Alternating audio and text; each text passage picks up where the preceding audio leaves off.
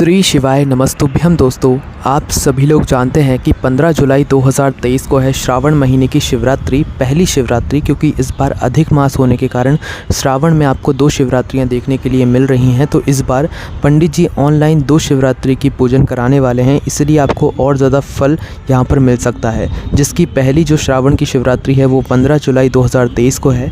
दोस्तों, हमने इस दिन जो भी पूजन सामग्री आपको लगने वाली है शिवरात्रि पूजन में, जो पंडित जी ऑनलाइन कराने वाले हैं उसमें, तो वो हमने सारी सामग्री आपको बता दी है। पर उस सामग्री को बताने के बाद भी आप लोगों के मन में कई सारे ऐसे प्रश्न निकल कर आए हैं जो कि इस शिवरात्रि पूजन से जुड़े हुए हैं, श्रावण शिवरात्रि पूजन से जुड़े हुए हैं, जिसका जवाब हम आपको इस वीडियो में देने वाले हैं। तो जो भी लोग इस श्रावण शिवरात्रि की पूजन अर्चना करने वाले हैं तो वो इस वीडियो को पूरा ज़रूर देखें, ताकि उन लोगों को उनके प्रश्नों के उत्तर मिल सके, है ना। तो चलिए सबसे पहले उत्तर की प्रश्न की तरफ पढ़ते हैं, जो कि आप लोगों की तरफ से पूछा गया है। क्या हमें पूजन 7 बजे ही करना है? क्योंकि इस बार पंडित जी ने कहा है कि वो अपनी इस बार श्रावण शिवरात्रि की पूजन ऑनलाइन अलवर की कथा से कराने वाले हैं, जो कि रात्रि को 9 बजे से कराएंगे। रात्रि को 9 बजे से कराने का मात्र एक ही उद्देश्य है कि आप लोगों के घर में जब सभी सदस्य हो जाएं, मतलब कि 7 बजे तक किसी के घर में पुरुष लोग नहीं आते हैं, वो अपनी ड्यूटी ही कर रहे होते हैं। तो पंडित जी ने इस बार थोड़ा ज़्यादा समय दे दिया है, 9 बजे तक, कि इस समय तक सभी परिवारजन जो है अपने घर में इकट्ठा होकर इस पूजन को अच्छे से कर सकें, है ना। तो अगर आप लोग रात्रि को 9 बजे पूजन नहीं कर सकते तो आप 7 बजे करना चाहें तो आप कैसे करेंगे, आप खुद बताइए। क्योंकि पंडित जी जो पूजन शुरू करेंगे रात्रि को 9 बजे, वो ऑनलाइन करेंगे और वो रात्रि को 9 बजे से ही शुरू होगी।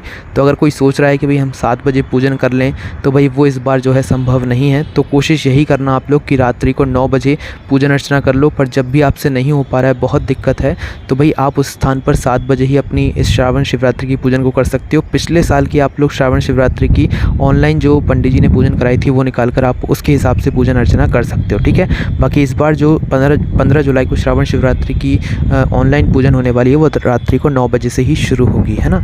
उसके बाद में दोस्तों अगला प्रश्न है आप लोगों का कि सारी सामग्री एक साथ चढ़ाना है या कैसे चढ़ाना है। देखो, जो ऑनलाइन पूजन आप लोगों को कराई जाएगी ना, उसमें पंडित जी सब कुछ बताएंगे।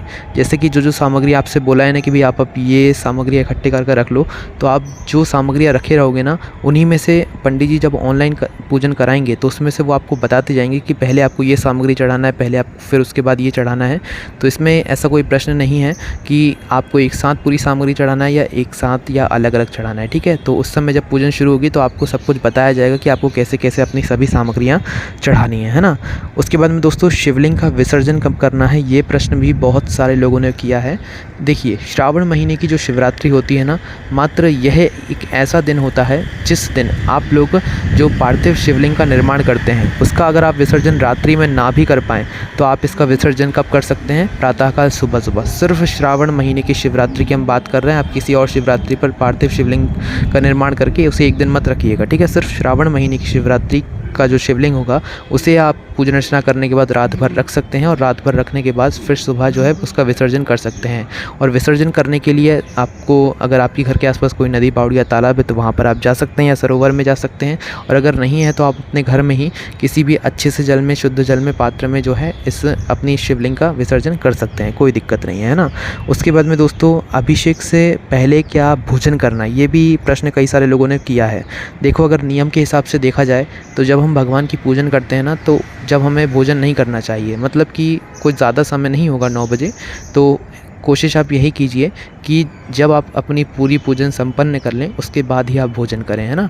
तो भोजन आपको पहले नहीं करना है, क्योंकि नियमों के हिसाब से तो यही है कि जब तक हम भगवान को भोग लगाकर, जब तक हम भगवान की पूजन ना कर लें, जब तक हमें खुद भी ग्रहण नहीं करना चाहिए। तो इसीलिए पहले आप लोग इस श्रावण महीने की शिवरात्रि की पूजन कर लीजिएगा।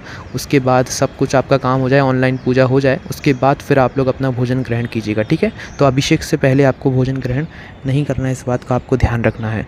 उसके बाद में दोस्तों अगला प्रश्न यहाँ पर निकल कर आ रहा है कि क्या हमें श्रावण शिवरात्रि का व्रत करना पड़ेगा तभी हम ये ऑनलाइन पूजन कर सकते हैं।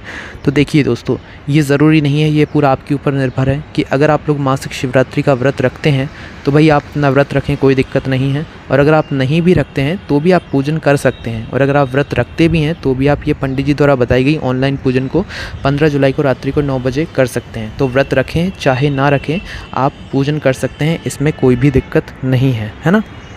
उसके बाद में दोस्तों अगला यहाँ पर प्रश्न निकल कर आता है, क्या यही पूजन हम अगली शिवरात्रि को भी कर सकते हैं? क्या हर महीने की शिवरात्रि को हमें ये पूजन अर्चना करना है ऑनलाइन वाली?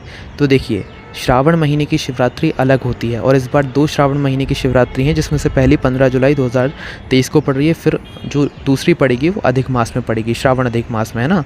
तो देखिए, यहाँ पर जो हम शिवरात्रि की श्रावण शिवरात्रि की पूजन कर रहे हैं, ये सिर्फ श्रावण शिवरात्रि में ही की जाती है, इसके अलावा और कभी नहीं की जाती है। इस बात का आप लोग ध्यान रखिएगा। इस बार यह पूजन जो है 2 बार पंडित जी कराएंगे ऑनलाइन, जिसमें से पहली पूजन जो है अलवर राजस्थान की कथा से जो है पंडित जी रात्रि को 9 बजे 15 जुलाई को कराएंगे, है ना। अब दोस्तों आप लोगों का जो अगला प्रश्न निकल कर आता है वो ये है कि हम जो शिव जी का अभिषेक करेंगे या शिव जी का जो हम पंचामृत से अभिषेक करेंगे, वह जो जल बचा हुआ होगा पूजन अर्चना के बाद या जो वो अभिषेक के बाद पंचामृत बचा हुआ होगा, उसका हमें क्या करना है? देखिए, आपने जब पूजन कर ली, पूजन आपकी संपन्न हो गई पूरी, उसके बाद में अगर आपका जो पूजन वाला जो सामग्री है, जैसे कि वह जो जल है या जो वह जो पंचामृत है, उसका आपको क्या करना है?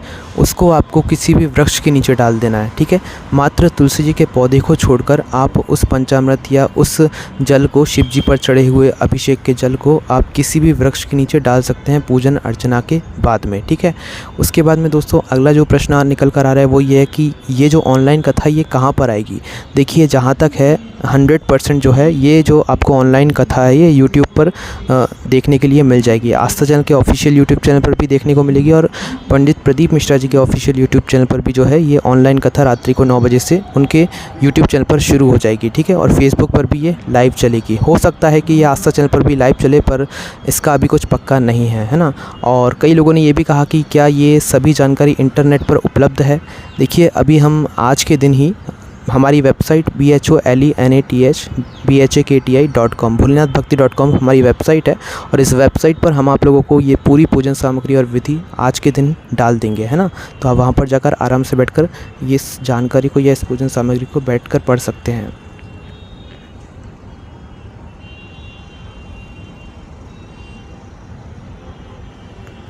उसके बाद में दोस्तों पंडित जी ने जो है 2 और नई चीज़ जोड़ी थी, 2-3 और नई चीज़ जोड़ी थी, जिसमें से एक लौंग और एक इलायची और है। तो कई सारे लोगों ने प्रश्न किया कि लौंग और इलायची कितनी कितनी रखना है।